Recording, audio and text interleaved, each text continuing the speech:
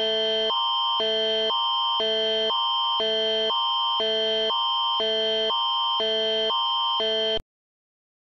is an Alberta emergency alert.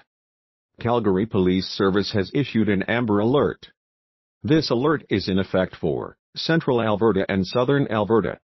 At 2:30 p.m. on Thursday, January 27, 2022, 2-year-old Hawken Gerald Thomas was taken by his mom, Tamara Jean Vanderjagt, from downtown Calgary.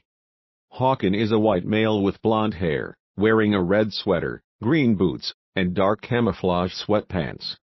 Hawken's mom, Tamara, is a 40-year-old white female with bright, short, red hair. She was wearing a black hoodie and red pants. Tamara was driving a 2017 Mitsubishi Outlander, brown in color, Alberta license plate, NLY 991, and was last seen westbound 9 Avenue Southeast, going past Blackfoot Trail. Do not approach the suspect.